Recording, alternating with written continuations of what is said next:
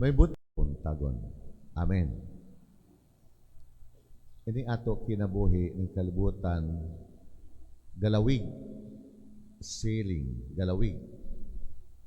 Muna, usahay, moabot ang unos sa atong kinabuhi. Usahay nindot ang dagan sa atong paglawig ng kalibutan, nindot ang dagan. Nagkasinabot ang mag-asawa, nagkasinabot ang pamilya. Unya, kanang nagkasinabot na magtiayon og nindot ang samahan sa pamilya, mao na ang target ni Satanas na iya samukon, iya bungkagon, iya papag-awayon ang mga uban. Mission kana ni Satanas. Mo na careful ka mo, no? Ka mga labing ka mo magtiayon, monimba, holding hands, pagpakita sa pakita natong atong panag nigsuunay, may pakis-kis pa kamo. Mag-away gani kamo, magsamo, malapuson si Satanas. Division. Muna, no abot ang unos. Muna na, no? Moabot ang unos sa atong kinabuhi. Unya, naaman ang atong Ginoo. Ubanan kita sa atong Ginoong Diyos. Ako kini, ayaw kamo ko kamo. I will be with you through all the years. Munang sige ganit kamo lalis, mayong dayon mo na. Pos, grabe na.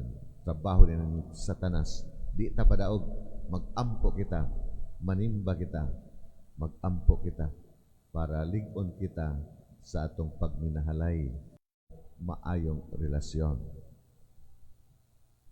Usa may pagkati sa bana para maguba iya relasyon. Tagaan sa Satanas o usa may pamintal sa mga bana. Mga sexy ladies, pink, pula-pula ang lips. Muna, kamo mga asawa, magpapulapod mo. Ayaw mo padaog. Kaya na mga manintalay diha na naglusyang mo na diha, nanimahok na mantika, may ganahan pa na mo doon ninyo. At ko sa hubot, nampatay na. Diba na may relasyon sa magtiayon. Nadala na. Muna, ako, minahal ko man ako asawa pader, wa man ako biyai. Ako lagi dugangan pader. Patay na ang sana mapulbanaha. Oy, dugangan pa man. Nagliso dengan isa-usa, dugangan pa sa mo. Una sa mga asawa, o sa may panintal ni Satanas, kwarta. Mag-asawa, sige, away to. Ano ka kwarta na mo, tapos ang problema. Istoryahay, mag-istoryahay ka mo. Huwag bugas, oy, mahal kong bana, wala na yung bugas. O sa may ato pagkauli ato mga anak. Imo na responsibilidad, mangitag kwarta para makapalit bugas. So, iya man na.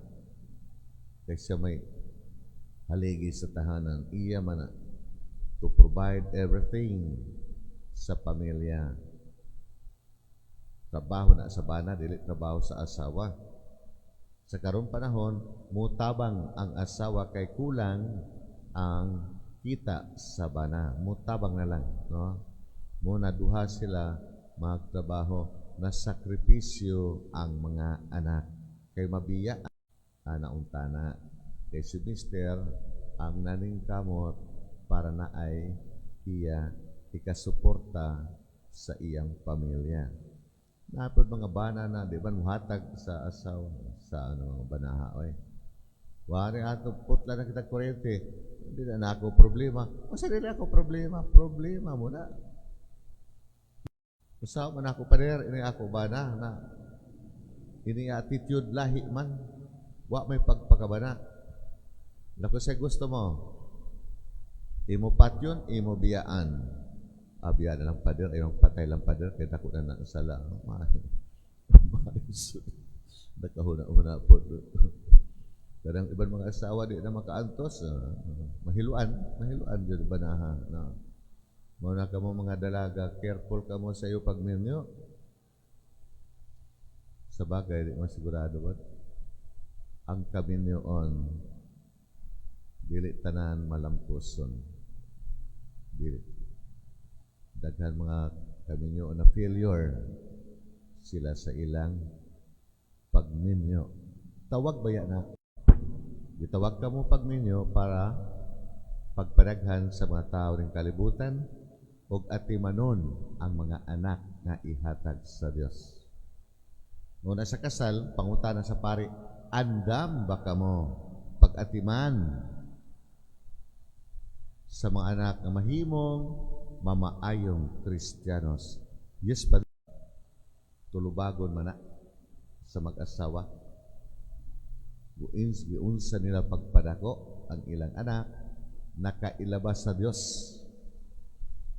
Nakailabas sa Dios.